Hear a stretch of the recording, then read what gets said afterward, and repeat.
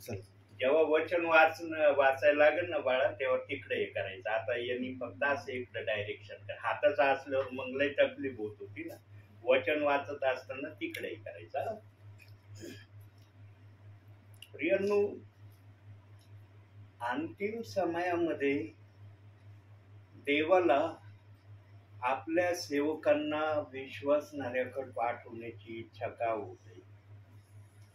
प्रभू असं का नाही म्हणत की माझे सेवक जसे सेवेत आले तशी सेवाच करत आहे, घरोघरी जात आहे, चर्च चालवित आहे. निदान मी अंतिम समयामध्ये माझ्या सेवकांना घरची सेवा तरी बंद करण्याचं मी ठरवेन. का बरं देवाच्या मनात अशी योजना येत नाही? किंवा प्रभू असं मन आपलं तयार का करत नाही? कारण प्रियांनो, प्रभूच्या येण्याच्या शेवटच्या क्षणापर्यंत प्रभू आपल्या विश्वासणाऱ्याची वाट पाहतो की आता तरी माझा विश्वासणारा माझ्याकडे येईल आणि माझ्या सांगण्याप्रमाणे करण्याची तयारी दाखवी. आणि त्याचा प्रमुख साक्षीदार वधस्तंभावरचा उजवा चोर आहे. आला ना शेवटच्या क्षणाला प्रभूकडे, आयुष्यभर मनमानीचं जीवन जगला, पण मरण्याच्या काही सेकंद अगोदर त्याला प्रभूकडे येण्याची संधी मिळाली. म्हणून देवबाप पण अंतिम समयामध्ये सेवकांना पण शेवटच्या क्षणापर्यंत आपल्या विश्वासणाऱ्याकडे पाठवणार आहे. यासाठी पाठवणार आहे. काय संकल्प आहे प्रभूच्या मनामध्ये बघूया जरा. आज जरा वचन पाठ करायला मला वेळ नाही मिळाला एवढा, पण मी तुम्हाला ते दाखवतो. काढा यशियाचं पुस्तक. संदेश तयार केलेला नाही बर का, वचन पाठ करा म्हणून लिहिलेलं आहे, पण माझे वचन एवढे पाठ नाही झाले. 29वा अध्याय 24व वचन.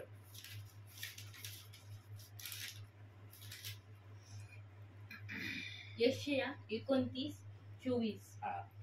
भ्रांत बुद्धी जन सुज्ञान पावतील व कुरकुर करणारे शिक्षण घेतील. आता काय या वचनाचा अर्थ आहे? भ्रांत बुद्धीवाले सुज्ञान प्राप्त करतील. म्हणजे देवबाप्पाला काय नेमकं या वचनातून आपल्या प्रियजनांना सांगायचंय? फार मोठी गोष्ट प्रभूला या वचनातून सांगायची आपल्या प्रियजनांना. हे बघा, आत्म्याने ज्या वचनासाठी ज्या प्रक्रियेतून जाण्याचं ठरवलंय ना, असं पवित्र आत्म्याचं म्हणणं नाही की एका वचनाला मी एकाच माध्यमातून बोलन, त्यानंतर त्या वचनाला मी परत बोलणार नाही. पवित्र आत्मा त्या वचनाची जी लिंक आहे ना, त्या लिंकला कधी तोडीत नाही. लिंक मध्येच पवित्र आत्मा बोलण्याचा प्रयत्न करतो, पण त्याचे आशय तो वेगवेगळ्या प्रकारे प्रकट करतो. पण काही जणांचा असा विचार आहे किंवा मत आहे की एक वचनातून एकच विचार सांगितला जातो. देव बाप्पाचं असं वचन नाहीये की एका वचनातून एकच विचार येईल, त्यानंतर त्या वचनातून काय बोलायला जागाच पवित्र आत्म्याला राहणार नाही. प्रियांनो, देवाचं वचन सक्रिय आहे. ज्या पण विषयाला धरून पवित्र आत्मा बोलल, त्या विषयाला अनुषंगून या वचनाचे अर्थ प्रभूने ठेवलेत. आता तुमच्यासाठी या वचनाचा अर्थ काय आहे? आता सध्या पवित्र आत्मा कुठं आलाय? या ठिकाणी आहे ना. मग तुमच्यासाठी या वचनातून बोध आणि इशारा काय आहे? परत वाचवा तेच वचन. भ्रांत बुद्धीजन सुज्ञान पावतील व कुरकुर करणारे शिक्षण घेतील. भ्रांत बुद्धीवाले देव बाप्पाला भ्रांत बुद्धीमध्ये त्याचे विश्वासणारे राहावे, संशयात राहावेत, धोक्यात राहावेत, पेचात राहावेत, गडबडीत राहावेत, अशांतीत राहावे, हे पवित्र आत्म्याला मुळीच आपल्या विश्वासणाऱ्या विषयी मान्य नाही. हे सगळे भ्रांतीचे विचार, भ्रांतीच्या शंका तुमच्यातून निघून जावेत. आणि त्या कशाने निघून जातील? आता भ्रांती बुद्धिवाल्यांमधून या गोष्टी कोणत्या विचाराने निघून जातील? काही ना काही पर्याय असेल ना त्याचा. एवढ्या जर गोष्टी पवित्र आत्म्याला काढायच्या त्या विश्वासणाऱ्याच्या मनातून, अंतःकरणातून, तर त्याचं काहीतरी नकाशा दाखवावा लागेल ना, की तो नकाशा पाहिल्यावर त्या भ्रांतीमय बुद्धिवाद्याला कळन की अरे आता मला याच्यातून निघलं पाहिजे. मग बघूया ते कोणतं वचन आहे. प्रेषितांची कृत्य 2 अध्याय. तू वाच बाळा आता. प्रेषितांची कृत्य 2 अध्याय 38 वचन. त्यांच्या तिकडे करायचा. योहानानंतर, योहान शुभवर्तमान आहे ना, त्याच्यानंतर प्रेषितांची कृत्य 2 अध्याय 38 वचन.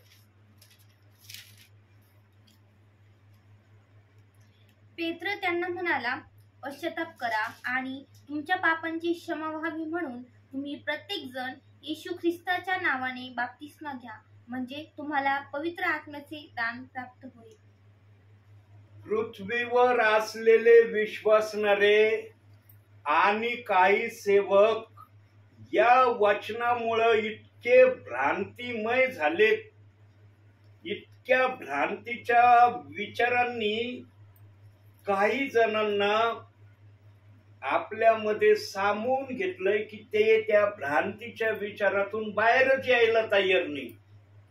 बाहेर का येत नाही? कारण शिक्षण मान्य करत नाहीत. शिक्षण जर मान्य केलं की या वचनाचा नेमका अर्थ काय प्रभूने ठेवलाय, प्रभूने जर वचन ठेवलं तर याचा अर्थ पण ठेवलेला आहे, पण विश्वासणारा एकच गोष्टी समोर येऊन थांबतोय. प्रभू म्हणला एक बाप्तिस्मा घ्या, एक बाप्तिस्मा झाला, या वचनात सांगितलं परत बाप्तिस्मा घ्या, मग 2 बाप्तिस्मे होतील आणि 2 बाप्तिस्मे झाले तर स्वर्गात जाणं होणार नाही. स्त्रियांनो, जर मानवाची बुद्धी एवढा विचार करणारी आहे, ज्याने सगळं काय बनवलं त्याने विचार केला असेल का नसेल हे वचन ठेवण्या अगोदर? का देवाने असंच वचन ठेवलं आणि विश्वासणाऱ्याला म्हणला जेव्हा माझा सेवक हे सांगन तुम्ही ऐका लगेच बाप्तिस्मा घ्या? प्रियांनो, देवाने हर वचन ठेवलंय ना, त्याच्या माग पुढचा मागचा सगळा विचार प्रभूंनी घेऊन ते वचन ठेवलेलं आहे. पण काही जण पवित्र आत्म्याची सहाय्यता घेण्याऐवजी आपल्या बुद्धीच्या सहाय्यतेने चालले. देवाच्या वचनासमोर कोणत्याही सेवकांनी, कोणत्याही सिस्टरने आणि कोणत्याही ब्रदरांनी आपली बुद्धी चालवू नये. कारण हे वचन बुद्धीने चालवण्यासाठी दिलेलं नाही. हे जर आत्म्याने दिलंय तर आत्माच पाहिजे याला चालवण्यासाठी, तर तुम्हाला ते सांगता येणार आहे. आज अनेकांना हे वचन का कळत नाही? कारण ते बुद्धीने या वचनाकडे बघते. कोण म्हणलाय? पेत्र म्हणला. आम्हाला पेत्राचं काय करायचंय? आम्ही पेत्रांना नाही ओळखत, आम्ही येशू ख्रिस्ताला ओळखतो. येशू ख्रिस्तानी काय आज्ञा दिली की आम्हाला मान्य आहे. मग हे पेत्राने सांगितलेले कोणासाठी आहे? आणि ते पण पेंटिकॉस्टच्या दिवशी पवित्र आत्मा अग्नीच्या जिभेने आला त्यावेळेस आलेला हा संदेश पेत्राने सांगितला. तो कोणासाठी होता? विश्वासणारे ना आणि काही देवाचे सेवक अपुऱ्या बुद्धीने या वचनाचा विचार करतात. पूर्ण बुद्धीने विचार केला आणि पवित्र आत्म्याची मदत मागितली ना, त्या वचनाचा अर्थ सांगायला पवित्र आत्मा उत्सुकता आहे का? आजपर्यंत ही सेवा चालली का? या दासाला म्हणतोय जा माझ्या बाळा या ठिकाणी सांग, त्या ठिकाणी सांग. कारण प्रियांनो, देवाला भ्रांतिमय विचाराचे प्रियजन त्याच्या राजासनासमोर उभे राहावे हे कदापि प्रभूला मान्य नाही. प्रभू कधीच मान्य करणार नाही की माझ्या आसनासमोर भ्रांतीच्या बुद्धीच्या विश्वासणाऱ्याने, दासाने उभं राहावं. देवबाप कोणतीच गोष्ट विश्वासणाऱ्यापासून, दासापासून लपवणार नाही. जी न्यायाच्या समयामध्ये बोलण्यासाठी त्याला जागा सापडेल. प्रभू कोणाला जागा ठेवणार नाही बोलण्यासाठी. प्रभूने जर न्यायाच्या समयात प्रश्न केला, पृथ्वीवर असताना माझ्या दासाने किंवा तू जे काही बायबल वाचन करत होता त्यातून जे वाचलं त्याप्रमाणे करत होता का? तिथं किंतु परंतु आलं नाही पाहिजे. नाही, मला हे माहिती नव्हतं, हे सांगायला कुणी आलं नाही, त्याच्यामुळं मला काही कळलं नाही, असं कुणी म्हणू नये. म्हणून ते पहिलं वचन देव बाप्पाने दाखवलं की भ्रांतीच्या बुद्धीवाले शिक्षण मान्य करतील. काय शिक्षण मान्य करतील? आता पुढे शिक्षणाविषयी सांगितलंय ना. म्हणजे या वचनाचं जे काय प्रभूने आपल्या मनामध्ये ठेवलेलं आहे ते त्या विश्वासणाऱ्याला, त्या सेवकाला पवित्र आत्मा प्रगट करणार. प्रियांनो, हे वचन काही जणांना वाटतं की काही जणच या वचनाकडे जाणार आहेत आणि ओनली जीसस बनणार आहेत आणि खोटे संदेश ते होणार आहेत आणि नरकात जाणार आहेत. मागच्या संदेशात मी कोणत्या तरी संदेश सांगितलाय आता मागच्या आठवड्यातच की देव बाप आपल्या विश्वासणाऱ्याला नरकाची सुवार्ता सांगण्यासाठी सेवकाला पाठविल का? देव बाप आपल्याच लोकांना नरकात टाकण्याची सुवार्ता सांगण्यासाठी सेवकाचा उपयोग करील का? मग आजचे सेवक आणि काही विश्वासणारे काय या प्रेषित 2:38 वचनाला या उपमा देण्यापर्यंत माघार घेत नाही? कोठवर देव बाप्पाने विश्वासणाऱ्यांचं, सेवकाचं बोलणं ऐकून गप्प राहावं? त्यांना वाटतं काय नाही, आम्ही आलेल्या सेवकाला बोलतो, प्रभूला थोडी बोलतो. येशू थोडी बोललाय, पेत्र बोललाय, आम्ही पेत्राला उद्देशून बोलतो. आमच्या येशूवर आमचा पूर्ण विश्वास आहे की त्याने आमचं पूर्ण तारण केलंय. मग पेत्राचं तारण नव्हतं केलं काय? पेत्र बिना तारणाचा होता काय? प्रियांनो, कोणत्या गोष्टीने पेत्राला कशा आक्षेपामध्ये सेवकाने विश्वासणाऱ्याने ठेवलंय ना की त्यांनाच माहित आहे. आणि हे सगळे जे काय त्यांच्यामध्ये पेत्र विषयीचा मळ आहे ना तो वचनाने धुवून टाकण्यासाठी या दासाला प्रभू पाठवतोय. जा माझ्या दासा, तिथं गेल्यावर मी सांगन तुला काय करायचं. प्रियांनो, देवाची महानता बघायची काय आहे? देव असं साधारण समजता काय तुम्ही?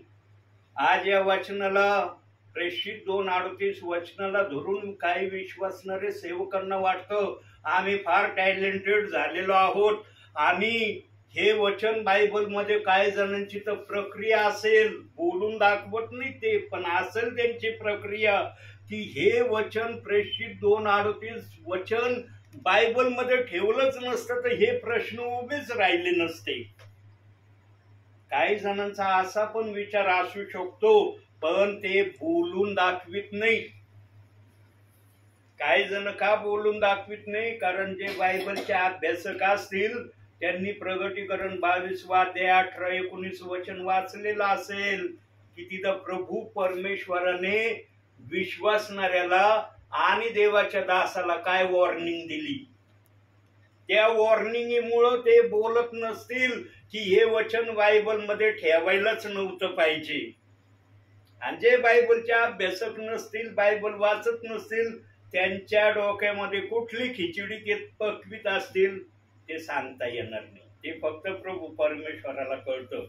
पण प्रभू परमेश्वर किती महान आहे, किती ग्रेट आहे, त्याच्याजवळ कोणता पॉवर आहे आणि त्या पॉवरला प्रभू परमेश्वर कसा उपयोगात आणतो ते जरा आपण वचनातून बघू.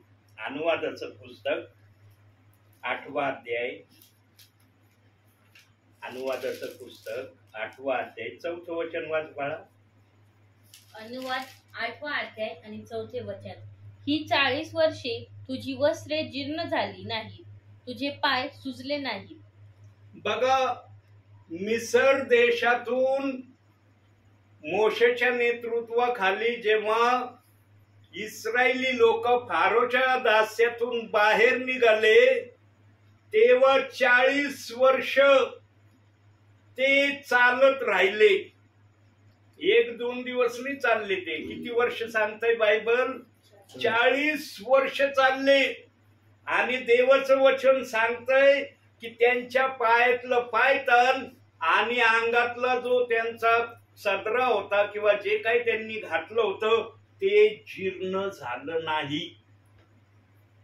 40 वर्ष हा थोडा काळ नाही. आम्ही साधारण 40 किलोमीटर जर चाललो ना तर आमचे पाय आम्हाला बोलायला सुरुवात करतात आणि पाय आम्हाला सांगतात, बघ तू 40 किलोमीटर चालला, काय पायाची अवस्था झाली, लगेच सूज येते पायावर.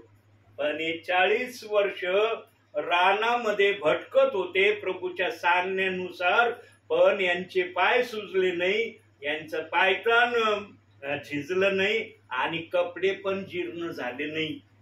त्या देवाने प्रेषितांची कृत्ये 2 अध्याय 38 वचन बायबल मध्ये ठेवलेलं आहे. पण आजच्या विश्वासणाऱ्याला सेवकाला फार हलक्यामध्ये ते वचन वाटतंय. तो सामर्थ्यशाली देव आहे आणि त्या सामर्थ्यशाली देवाने ते वचन त्याच्या प्रिय लेकरांना कळावं म्हणून ठेवलंय. पण अट आणि शर्त त्याला प्रभूने ठेवलेली. या वचनाला अट आणि शर्त आहे. म्हणून आज या वचनाच्या विरोधामध्ये कुणी पण काही पण बोलतय, जे मुखातील लगेच सेवकाला बोलायला सुरुवात करते. अट आणि शर्त काय या वचनाला माहितीये? हे वचन फक्त वचनातूनच बघू आपण. मत्तयाचं पुस्तक 24 अध्याय 22 वचन. वचनातून याचा अर्थ आपण बघू.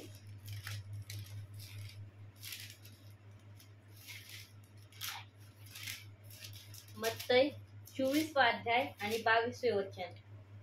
आणि ते थोडे दिवस थोडे केले नसते तर कोणाही मनुष्याचा निभाव लागला नसता, म्हणून निवडलेल्यांसाठी ते थोडे केले जातील. हे वचन स्वीकारण्याची परवानगी किंवा या वचनावर विश्वास ठेवण्याची इच्छा देव बाप्पाने फक्त निवडलेल्यांसाठी ठेवलेली आहे. हे वचन सर्व स्वीकारणार नाही. मग जे बोलवलेले आहेत ना ते निवडलेल्यांचा अडखळण सध्या बनत आहे. प्रियनो, देव बाप्पाने वेगवेगळ्या प्रकारचे प्रियजन आपल्या विश्वासामध्ये ठेवलेत. फक्त ते सेवकाने वचनाच्या द्वारे त्यांना दाखवावं की तुम्ही कोणत्या स्टेजला आहे. सांगा, आज कोणता विश्वासणारा म्हणतो का मी बोलवलेला आहे? ऐकलं कधी? त्याला माहीत जरी नसलं ना तरी तो काय बोलतो, मी निवडलेला आहे, मी बोलवलेलं नाहीये. तू जर निवडलेला आहे असं जर आपल्या मुखाने बोलतो तर निवडलेल्याची पहिली ओळख आहे आणि वचनाप्रमाणे आचरण करणाऱ्याची पण पहिली ओळख आहे. तो बायबलच्या कोणत्याही वचनाला दोष लावित नाही. सांगा, दोष लावून तुम्हाला प्रभू परमेश्वर स्वर्गात घेईल का दोषी व्यक्तीला? प्रियनो, आज विश्वासणाऱ्यांना काही सेवकांना समजायला तयार नाही. त्या स्वर्गामध्ये ना शुद्ध आणि पवित्र ज्यांनी बायबलच्या कुठल्याही शब्दाला कुठला दोष लावला नाही त्यांचंच त्या ठिकाणी प्रवेश होणार आहे. मग त्यांनी जे काही सत्कार्य केलेले असतील त्या सत्कार्याचं त्यांना तिथं बक्षीस मिळणार आहे. पण जे वचनाला दोष लावत बसलेत, सांगा त्यांचं स्वर्गात जाणं होईल का? 6 लाखापेक्षा अधिक लोक मोशेच्या नेतृत्वामध्ये फारोच्या दास्यातून बाहेर निघले. कनान देशात फक्त 2 जण गेले. मग बाकीचे कुठे गेले? बाकीच्यांचं काय झालं? प्रभू परमेश्वर तर म्हणतो 40 वर्ष तुमच्या पायतन जीर्ण झालं नाही, वस्त्र जीर्ण झालं नाही, तुमच्या पायाला सूज आली नाही. मग एवढे 6 लाखापेक्षा अधिक लोक फारोच्या गुलामगिरीतून निघले का कनान देशात गेले नाही? का जाता नाही आलं? मोशेला सुद्धा जाता नाही आलं कनान देशामध्ये. ज्याच्या नेतृत्वामध्ये लोक बाहेर निघाले त्याला देखील कनान देश पाहता आलं नाही, पण डोंगरावरून प्रभूंनी दाखवलं मोशेला कानान देश, की कसा दुधा मधाचा प्रवाह वाहणारा तो देश आहे. काय झालं त्यांचं प्रियांनो? ज्यांनी ज्यांनी अवज्ञा केली, ज्यांनी ज्यांनी ऐकलं नाही, त्यांचं कनान देशामध्ये जाणं झालं नाही. सांगा, प्रेषित 2:38 वचनाला काही पण विश्वासणारा बोलतोय, त्यांचं स्वर्गामध्ये जाणं होईल का? आणि सांगतो आम्ही स्वर्गात जाणारे आहे. स्वर्गाच्या राजाने जर विचारलं माझ्या बायबलच्या वचनाला दोष लावित होता, काय आत्मा उत्तर देईल? प्रियांनो, आपल्या आत्म्याला बोलायसाठी जागा ठेवा, थोडीशी तरी जागा ठेवा. जेव्हा या शरीरातून तो आत्मा बाहेर निघल ना, त्याला आजाने ती म्हणता येईल की मी त्या शरीरामध्ये फार खुश होतो, आनंदी होतो, संतुष्ट होतो, मला काय तकलीफ नव्हती होत त्या शरीरात. पण आजची परिस्थिती वर्तमान काळाची अशी आहे प्रियांनो, काही जणांची, अनेकांच्या शरीरामध्ये आत्मा आज घुटमळत आहे. आणि ते विश्वासणाऱ्यांना, काही सेवकांना कळत नाही. जे बुद्धीने चाललेत ना, बुद्धीने, त्यांना तर कधीच कळणार नाही की माझ्या शरीरातला आत्म्याची परिस्थिती काय आहे. काही जण ते इतक्या खालच्या पातळीचे आहेत प्रियांनो, आपल्या आत्म्याला एक वचन एक दिवसामध्ये देत नाही, एक वचन आत्म्याला देत नाही, पण शरीरासाठी वाटण ते खाते. मन गेलं नाही खायचं, लगेच खायला सुरुवात. पण आत्म्याचा विचार काही जण करत नाही. काही जणांचा आत्मा वर्ष झालंय प्रियांनो वचन ऐकण्यासाठी आणि वचनाचा स्वाद घेण्यासाठी काहींच्या शरीरामध्ये तडपत आहे. कधीच आपल्या शरीरातल्या आत्म्याला तडपू नका प्रियांनो.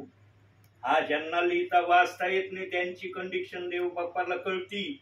त्या प्रियजनांची प्रार्थना त्यांच्या आत्म्यासाठी जेवण आहे, कारण त्यांना वाचता येत नाही. त्यांनी संदेश जर ऐकला तर तो बोनस पॉइंट आहे त्यांच्यासाठी. प्रियांनो, देवबाप कोणालाच उपाशी ठेवत नाही.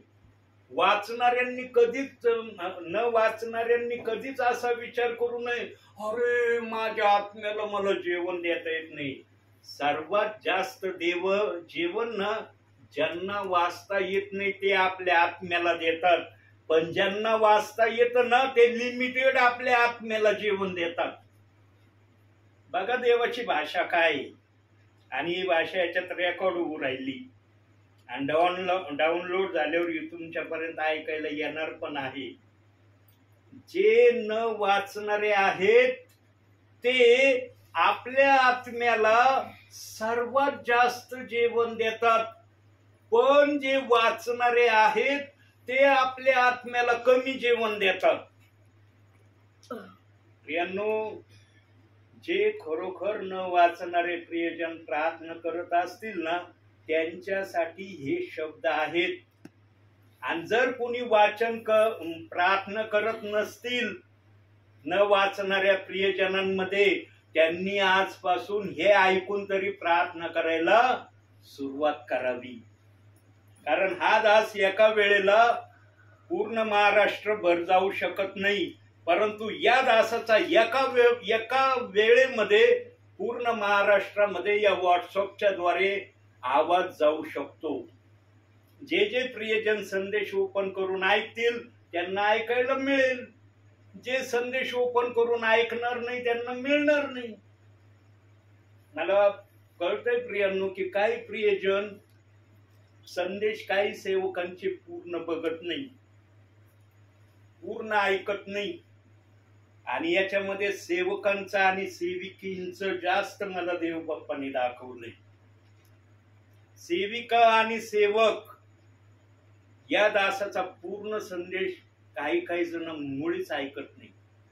1 मिनिटाचा 2 मिनिटाचा या जास्तीत जास्त 5 मिनिटाचा ऐकला की स्टॉप करतात.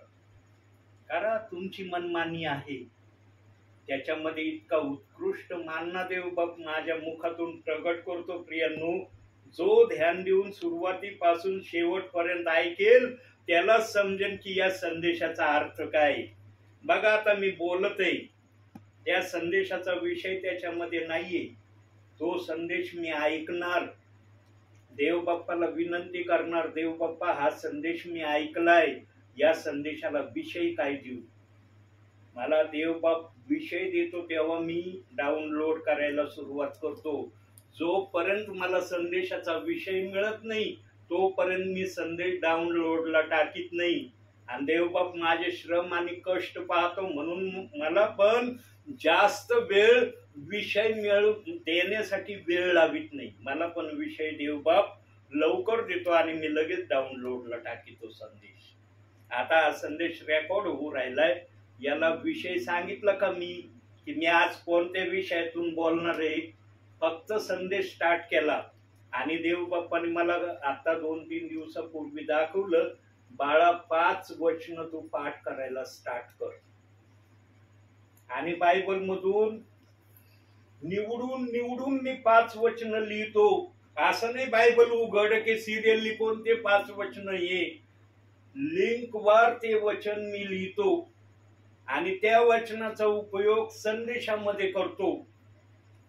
काही जणांना वाटणार एलिएझर पगारे पण आता आम्ही वही पाहायला लागलो, एलिएझर पगारे पण वहीतून बोलायला लागला. मी वहीतून बोलत नाही. संदेश वचन माझे चांगल्या प्रकारे पाठ नाही झाले म्हणून साठी मला ही वही काढावी लागली. प्रियांनो, देवाचा आत्मा या समयामध्ये ज्याला खरोखर देवाला उंच करण्याची इच्छा आहे त्याला रस्ता दाखवेल. या रस्त्याने चल, मी अधिक उंच होईल माझ्या विश्वासणाऱ्यांमध्ये. सांगा, तुमच्या हृदयात येशू ख्रिस्त उंच व्हावा यासाठी बसलात ना? बसलात का नाही? तर तुम्ही म्हणले नाही चला आता सेवक आले, चला आता सेवक जवळ बसते तर आपणही बसून राहू. काही ना काही तुम्हाला आशा आहे ना, काहीतरी मला भेटावं देव बाप्पाकडून. बरोबर आहे ना? तुम्हाला जर या अपेक्षा नसती तर बसले असते का तुम्ही? समजा मी नसतो आलो त्यावेळेला तुम्ही सर्वजण फक्त जेवताना बसले असते, मी मान्य करतो. बाकीच्या वेळेला प्रत्येक जण आपापल्या कामामध्ये असतं का नसतं? पण या वेळेला सर्वजण एकाग्रतेने फक्त देवाचा संदेश ऐकतात का नाही तुम्ही? यांनो, समजून घ्या प्रभूचं मन कसं आहे आणि प्रभूला आपल्या विश्वासणाऱ्यांना काय देण्याची अपेक्षा आहे.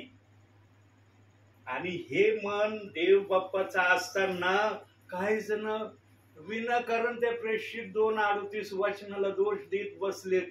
आम्हाला तो दास नाही चलत, आम्हाला ते सेवकाचा शब्द नाही आवडत. अरे सेवक आज आहे उद्या नाही. आता दिसतोय काही क्षणात सेवक नाही या जगामध्ये. देवाने मला जगातून नेल्यावर कोण येईल तुम्हाला वचन सांगायला? कोण येईल? जवळ प्रभू चालवतोय तवर चाललोय प्रियांनो मी. म्हणून मी नेहमी 1-2 वेळेस बोललोय. आजही प्रभू मला बोल म्हणतोय ते वाक्य. साधू सुंदर सिंग हे ना नाव ऐकलंय ना, साधू सुंदर सिंग. साधू सुंदर सिंग आपल्या भावी जीवनामध्ये जेव्हा ज्या प्रवासाला निघाले, एका ठिकाणी ते प्रवासाला गेले, त्यानंतर त्यांचा आतापता ठिकाणा कुणालाच माहित नाही की साधू सुंदर सिंग गेले कुठं आणि साधू सुंदर सिंगचं झालं काय, कुणालाच माहिती नाही. प्रियांनो, की साधू सुंदर सिंग प्रवास करत असताना, एका सिटीला जात असताना ते त्या सिटी पर्यंत पोहोचले किंवा नाही पोहोचले किंवा रस्त्यात त्यांचं काय झालं कोणालाच माहित नाही. आधांतरी बोलतात, आधांतरी साधू सुंदर सिंग विषयी बोलतात, पण ठामरित्या कोणालाच माहित नाही साधू सुंदर सिंगचं नेमकं काय झालेलं आहे. त्यांच्या पुस्तकामध्ये देखील ते दर्ज केलेलं नाही की साधू सुंदर सिंगचं काय झालं. इतके प्रवास करणारे होते, पण साधू सुंदर सिंग साधे व्यक्ती नव्हते. साधी व्यक्ती नव्हती साधू सुंदर सिंग. जंगलातून चालले ना तर प्राणी त्यांच्या बरोबर चालायचे. प्राणी त्यांच्यावर हल्ले अटॅक नव्हते करत, त्यांच्या बरोबर चालायचे प्राणी. कारण त्या दासामध्ये इतका पावर ठेवला होता देव बाप्पानी की प्राणी देखील त्या दासाला काही करत नव्हते. जसं सिंहाच्या गुहेमध्ये दानियेलला सिंहाने काही नाही केलं, त्याप्रमाणे त्याच्यापेक्षा वरचढ साधू सुंदर सिंग होते. त्यांना जंगलातून जायची भीती वाटत नव्हती, त्यांना कशातूनच चालायची भीती वाटत नव्हती. सांगा, प्राणी जर त्यांच्यावर हिंस्र श्वापद जर त्यांच्यावर आणले नव्हते करत, मग साधू सुंदर सिंगचं झालं काय? कुठं गेले ते? त्यांचा आजही काहीच माहिती नाही कोणाला की त्यांचं नेमकं काय झालं. पण ते सेवा करत असताना ही घटना झाली, म्हणून देवासाठी ते साक्षीदार आहेत की सेवा करता करता. म्हणून मी माझ्या संदेशात सांगतो, हा देव प्रभूची सेवा करत असताना कुठं मरून पडून ना सांगताच येत नाही, सांगताच येत नाही. पण तो सेवक सेवा करणारा असला पाहिजे. बघा, आज उन्हाचा पहारा वाढलाय ना पहारा. काही जण घराच्या बाहेरच निघत नाही. नको, फार ऊन आहे, ऊन आम्हाला लागल, आणि ऊन लागलं तर आम्हाला काही होईल. प्रियांनो, सेवकाला ऊन काय, पाऊस काय आणि थंडी काय प्रभू जाणवू देत नाही. साधू सुंदर सिंगने ती सेवा केली ज्या सेवेचं वर्णन आज आम्ही ऐकतो किंवा त्यांच्या लिखाणातून ऐकतो. प्रियांनो, ज्यांनी देवासाठी स्वतःला समर्पित केलं ना, तो आपल्या शरीराकडे कधी बघत नाही. तो फक्त देवाला समोर ठेवून सेवेसाठी कार्य करतो. आणि जो अशा अनुषंगाने देवाच्या राज्यामध्ये चालण्याची इच्छा ठेवतो, त्याच्या हातून देवबाप आपली सेवा करून घेतल्याशिवाय राहणार नाही. त्याच्या हातून सेवाच होणार. म्हणून मागील 2 संदेशांमध्ये पवित्र आत्मा बोलला माझ्या बरोबर, आणि मी पण संदेशातून सांगितलं की आमच्या प्रभू येशू ख्रिस्ताने आपल्या प्रियजनांना दुपारच्या वेळेला यावं घ्यायला.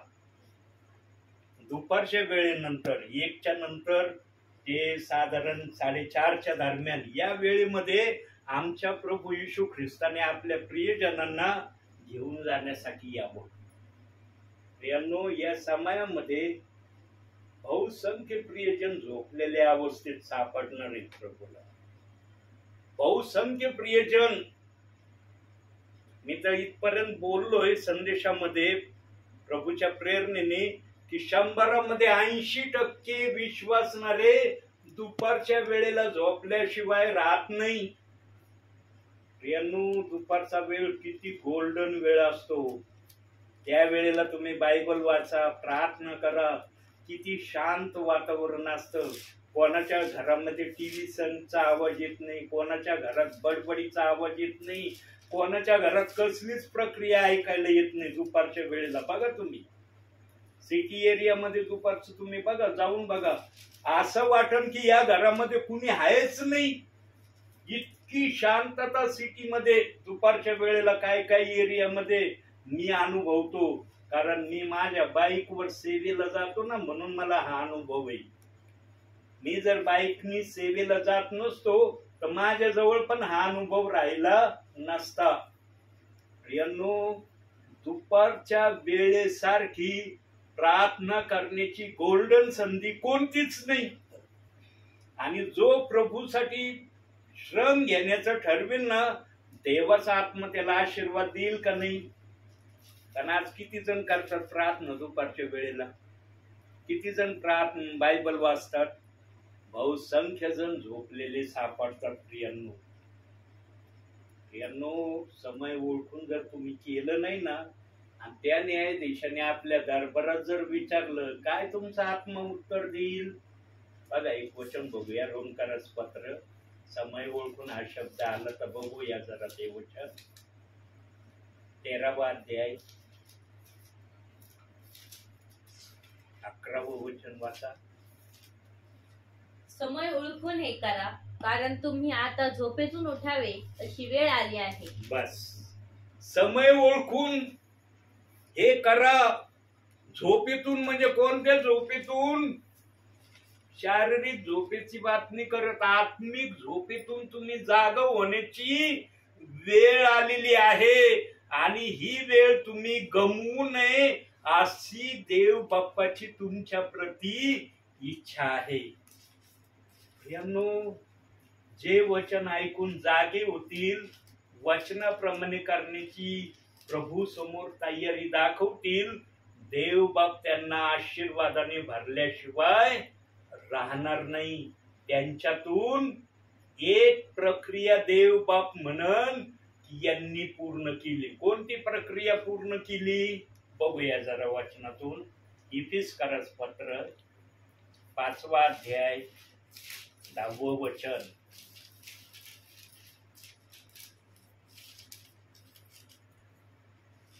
प्रभूला काय पसंत आहे हे पारखून घेत जा. ही प्रक्रिया त्या विश्वासणाऱ्याने, त्या सेवकाने प्रभूची पूर्ण केली आहे किंवा करत आहे असं दिसल. पण असं सर्व ठिकाणी होत आहे का? प्रभूच्या मनात काय इच्छा आहे, काय प्रभूला पाहिजे हे पारखून घेणारे किती जण आहेत आज? सध्या पवित्र आत्मा कुठं उतरून आलाय? इथं आलाय ना उतरून, या घरात आलाय ना. मग पवित्र आत्मेची इच्छा तुमच्या प्रती ही आहे. काय इच्छा आहे? परत वाजवाळा ते वचन. प्रभूला काय पसंत आहे हे पारखून घेत जा. हे पारखून घेण्यासाठी या दासाला देवबाप म्हणला, बाळा आज तुला शेंडीला जायचंय. मी नाही म्हणलं प्रभू मी वडगाव गुप्ताला जातो ना, शेंडीला जाण्याऐवजी. वडगाव गुप्ताला खूप आहेत माझे विश्वासणारे, शेंडीला माझे लिमिटेड आहे. पण वडगाव गुप्ताला बरेच आहेत माझे विश्वासणारे. आणि तिथं गेल्यावर वचन पण खूप सुंदर होतं. देवबाप जिथं मला जा म्हणतो तिथंच मी जातो. कारण पवित्र आत्मा ज्या ठिकाणी आहे त्याच ठिकाणी पवित्र आत्मा आपलं गौरव आपल्या विश्वासणाऱ्यामध्ये संदेशाच्या स्वरूपाने प्रगट करील. आणि ते प्रगट करण्यासाठी या दासाला प्रभूने इथं आणले. आता हा दास इथं वेळ घालवायला आला नाही. प्रियांनो, दासाविषयी आज विश्वासणाऱ्याच्या मनामध्ये निरनिराळ्या प्रकारचे भ्रम निर्माण व्हायला लागलेत. कसे भ्रम निर्माण व्हायला लागलेत ते मला सांगता येणार नाही. पण आजच्या विश्वासणाऱ्यांच्या काही वागण्यावरून माझ्या लक्षात येऊ राहिलंय की काही ना काही यांच्या डोक्यामध्ये वेगळीच खिचडी पाकायला सुरुवात झाली. आणि वचन सांगतोय पण शेवटल्या काळी कठीण दिवस येतील. त्या कठीण दिवसामध्ये सेवकांची सेवा काही प्रियजन मान्य न करणारे पण दिसणार आहेत. म्हणून काही जण म्हणतात नाही आम्हाला प्रसिद्ध 2:38 वचन नाही चलत ब्रदर, आम्ही हे वचन कधीच ऐकणार नाही, आम्ही हे वचन कधीच स्वीकारणार नाही. या वचनाबद्दल आम्हाला मुळीच एकही वाक्य ऐकायची इच्छा नाही. न्यायाच्या दिवशी प्रभू विचारणार आहे त्यांना. इथं सेवकाला बोलतात, प्रभूवर त्यांना विचारील की तुम्ही सेवकाला बोलत होते ना, ते सेवकाला नव्हतं मला बोलत होते. सेवक कोणाच्या नावाने तुमच्या घरी येत होता? आता माझं आडनाव पगारे, मी पगारे नावाने आलोय का तुमच्या इथं? आलोय का पगारे नावाने? जर या नावाने आलो असतो स्वीकारला असतं का तुम्ही? तुम्ही म्हणले असते आम्ही पगारेंना नाही ओळखत बाबा, कोण आहे तुम्ही? जे काय असतं तुम्ही तिकडं तुमचं काय असेल ते प्रगट करा. पण या ठिकाणी मी येशू ख्रिस्ताच्या नावाने आलो म्हणून स्वीकारलं का नाही तुम्ही? बसलात का नाही तुम्ही सर्वजण?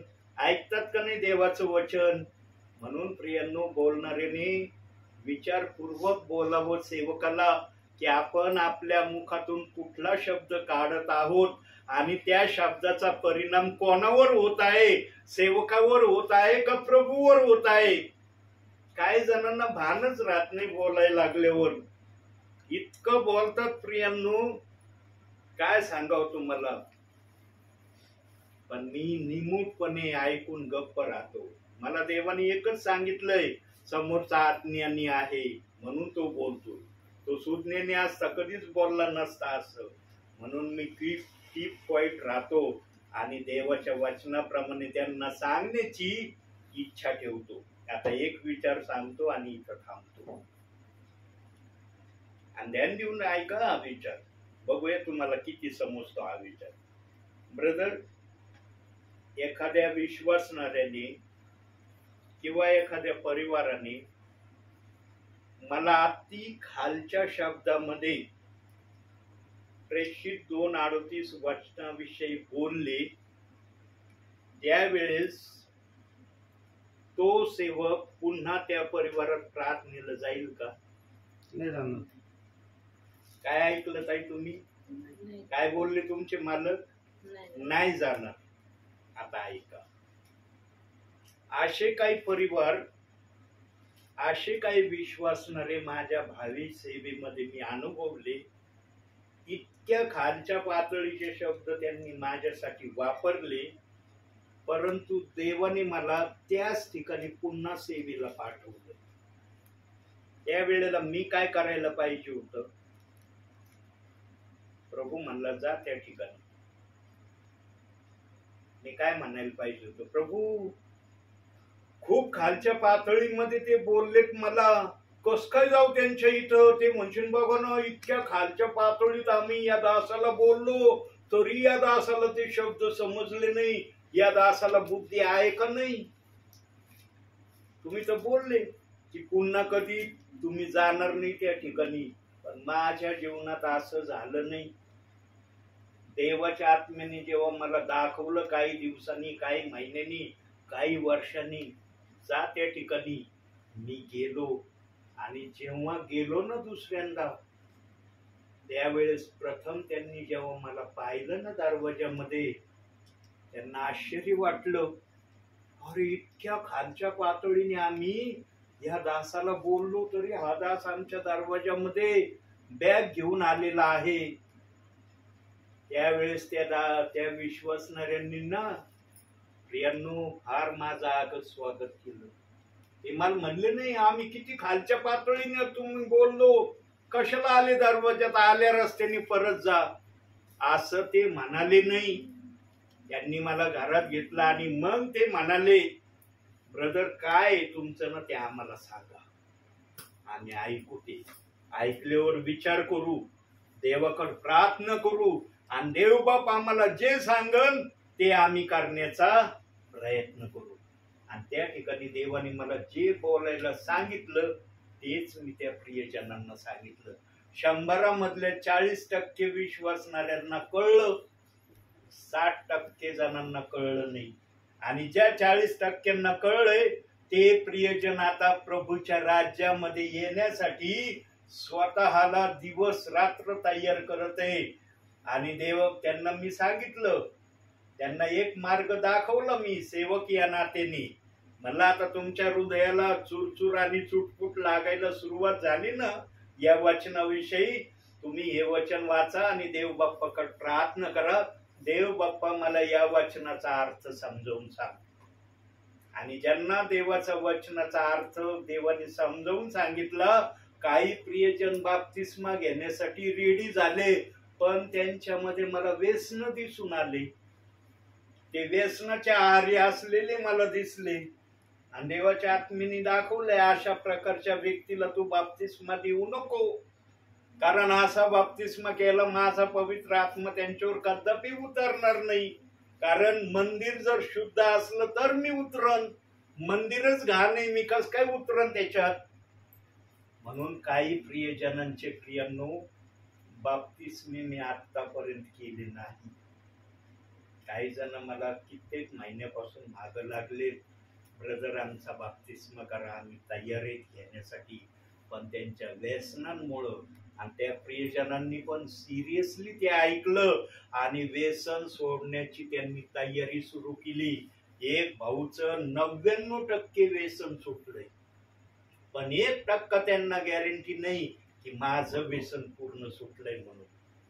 आणि आताच्या 2-3 दिवसापूर्वी संदेशामध्ये ते उद्गार तुम्ही जर ध्यान देऊन माझा संदेश ऐकला असेल, कोठी या ठिकाणी त्या संदेशामध्ये ते उद्गार मी काढले. पण प्रियांनो, माझे तुम्हाला प्रभूमध्ये ज्यांच्या पर्यंत हे माझे संदेश पोहोचतात, ग्रुपला असो, या सेवकाला असो, या विश्वासणाऱ्याला असो, माझा संदेश पूर्ण ऐकत जा. त्याच्यासाठी वेळ काढत जा, पण एकदा का होईना संदेश पूर्ण ऐका. पूर्ण ऐकलं तर तुम्हाला कळेल की प्रेषित 2:38 वचनाविषयी देवबाप कशा कशा प्रकारे माझ्या मुखातून काय काय प्रकट करतो. आणि जर ही प्रक्रिया केली तर तुम्हाला संदेशाचा महत्व कळेल. माझे संदेश अपुरे ऐकू नका, थोडे ऐकून बंद करू नका.